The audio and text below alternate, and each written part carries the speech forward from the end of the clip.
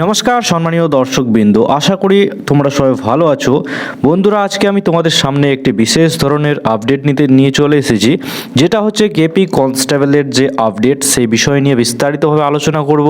এখানে কবে তোমাদের রেজাল্ট দেবে, খুব আনন্দের খবর, পিএমটি এবং পিইটি টেস্টের যে ডেট সেটা কবে দেবে, এখানে তোমাদের যে মেন্স এক্সাম হবে সেটার ডেট কি, এখানে জয়েনিং কবে করাবে, সমস্ত বিষয় নিয়ে বিস্তারিতভাবে ভিডিওটিতে আলোচনা করেছি। তো ভিডিওটি তোমরা শেষ অবধি অবশ্যই দেখবে এবং চ্যানেলের সঙ্গে জুড়ে থাকার জন্য চ্যানেলটি কিন্তু সাবস্ক্রাইব করে দিয়ে বেল বাটনটি অন করে রেখে দেবে। তো চলো বন্ধুরা, কোনো রকম বিলম্ব না করে ভিডিওটি শুরু করা যাক। তো প্রথমেই তোমাদের যে জানকারিটি আমি দেব সেটা হচ্ছে গিয়ে এখানে ভ্যাকেন্সি টেবিল, এই যে তোমাদের ডাব্লিউপি যে এখানে কেপি এর যে ভ্যাকেন্সি টেবিলটা তোমাদের, সেটা তোমরা সামনে দেখতে পেয়ে যাচ্ছ। এর উপরেই বেশ করেই কিন্তু এখানে ভ্যাকেন্সি দেওয়া হয়েছে এবং এর উপরেই কিন্তু কাট আপ তোমাদের জারি হবে। তো সমস্ত বিষয় নিয়ে তোমরা ভিডিওটিতে জানকারি পেয়ে যাবে। তো এখানে দেখতে পাচ্ছ যে 3624টা আছে ছেলেদের সিট এবং মেয়েদের সিট আছে 345টা। টোটাল কিন্তু এখানে সামথিং দেওয়া হয়েছে সিট, কিন্তু মেয়েদের অনেক এবার কম ভ্যাকেন্সি দেওয়া হয়েছে কেপি কনস্টেবলের ক্ষেত্রে। তো এখানে যে কাট আপ যাবে, কীরকম যাবে, সমস্ত বিষয় নিয়ে আলোচনা করব এক এক করে।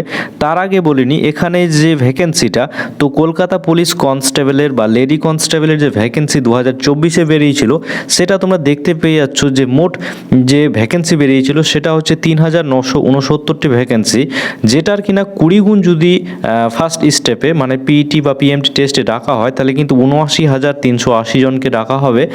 যেটা কিনা যে পিএমটি বা পিইটি টেস্ট, এটা কিন্তু একটা অস্বাভাবিক বলে কিছু না।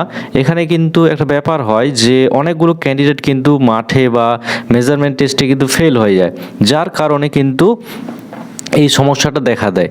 তো আমি বলবো যে তোমাদের 20 গুণ নাও যদি ডাকে, এখানে যদি 18 গুণও ডাকে, তাহলে কিন্তু 3624টা যে মেল ক্যান্ডিডেট রয়েছে তাদের ক্ষেত্রে যদি 18 গুণ ডাকে, তাহলে 65,232টা কিন্তু হয়ে যাচ্ছে।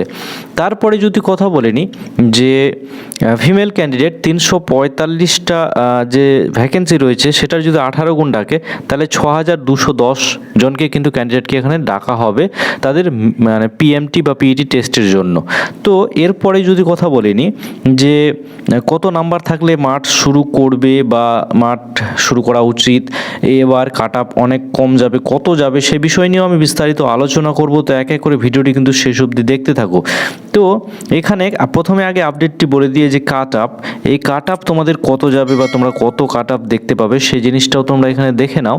যে বলা হয়েছে যে আনরিজার্ভ ক্যাটাগরি থেকে যে রয়েছে এখানে তোমাদের 50 থেকে 52 কিন্তু মেল ক্যান্ডিডেটের কাট আপ যাবে এবং ফিমেল ক্যান্ডিডেটদের কিন্তু 43 থেকে 45 কাট আপ যাবে।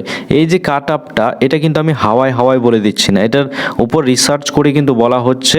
আর যতগুলো কাট আপ এখানে বলা হবে সেগুলো যে একেবারে অ্যাকুরেট হবে সেটা না, 19-20 হবে, কিন্তু প্রায় সেম তোমরা দেখতে পেয়ে যাবে। এরকমই কাট আপ কিন্তু পরীক্ষার হলে যাবে। তো ওবিসি এর মেল ক্যান্ডিডেটদের কাট আপ যাবে এখানে 44 থেকে 46 এবং ফিমেল ক্যান্ডিডেটদের কাট আপ যাবে 42 থেকে 46। এরপরে ওবিসি বি এদের কাট আপ যাবে মেল ক্যান্ডিডেটদের 46 থেকে 48 এবং ফিমেল ক্যান্ডিডেটদের যাবে হচ্ছে 44 থেকে 46। তারপরে এসসি ক্যান্ডিডেটদের ক্ষেত্রে এখানে যাবে গিয়ে কাট আপ মেল ক্যান্ডিডেটদের 40 থেকে 42 এবং ফিমেল ক্যান্ডিডেটদের যাবে 38 থেকে 40। এরপরে যদি বলে নিই এসটি ক্যান্ডিডেটদের ক্ষেত্রে, তো এসটি ক্যান্ডিডেটদের ক্ষেত্রে এখানে তোমাদের যে কাট আপ মেল ক্যান্ডিডেটদের সেটা হচ্ছে গিয়ে 37 থেকে 39 এবং ফিমেল ক্যান্ডিডেটদের হবে গিয়ে 33 থেকে 35। এরকম যদি কাট আপ যায়, তাহলে তোমরা দেখতে পেয়ে যাবে তোমাদের যে স্কোর কার্ড সেটা কিন্তু খুব তাড়াতাড়ি জারি করে দেওয়া হবে। তো এখানে এসটি, ইডাব্লিউএস, সিভিক এদের সবার ক্ষেত্রে এখানে কাট আপ কিন্তু বলে দেওয়া হয়েছে তোমাদের জন্য।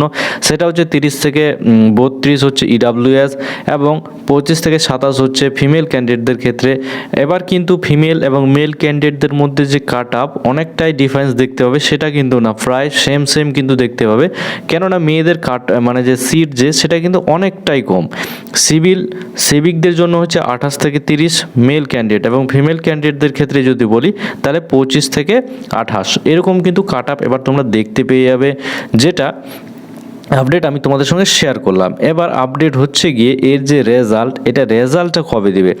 এর রেজাল্ট কিন্তু খুব শীঘ্রই দেবে, এটা কিন্তু আমি বলে দিলাম। কারণ কনস্টেবলের যে ওদের যে মেরিট, এটা কিন্তু খুব দ্রুততার সঙ্গে চলছে কাজ। এখানে মিটিংয়ের উপর মিটিং বসে যাচ্ছে, তো এখানে খুব শীঘ্রই কিন্তু মেরিট লিস্ট দেবে, যেটা হচ্ছে কনস্টেবলের ক্ষেত্রে। তারপরে কিন্তু তোমাদের ওটার যদি সমস্ত ক্রাইটেরিয়া কমপ্লিট হয়ে যায়, তারপরে সঙ্গে সঙ্গে কিন্তু এর যে রেজাল্ট সেটা দিয়ে দিবে এবং এটার কিন্তু ক্রিয়াকর্মগুলো শুরু করে দেবে। সুতরাং তোমরা খুব শীঘ্রই বা খুব তাড়াতাড়ি কিন্তু এই রেজাল্ট দেখতে পেয়ে যাবে, যার জন্য কিন্তু তোমাদের মাঠ কিন্তু এখন থেকে রেডি করে রাখতে হবে। আর যে সমস্ত কাট আপগুলো বললাম, এর আশেপাশে যদি তোমাদের নাম্বার থাকে, তাহলে কিন্তু তোমরা মাঠ অতি অবশ্যই শুরু করো, টাইমলি শুরু করো এবং রেগুলার মাঠ করো। তো তোমাদের জন্য এতখানি আপডেট যে তোমাদের মাঠ কিন্তু রেজাল্ট বেরিয়েলেও কিন্তু তোমরা আর সময় পাবে না, খুব তাড়াতাড়ি তোমাদের মাঠ কিন্তু কমপ্লিট করে নেওয়া হবে। সুতরাং এখন থেকে তোমরা তৎপর হয়ে সমস্ত কিছু করতে লাগো।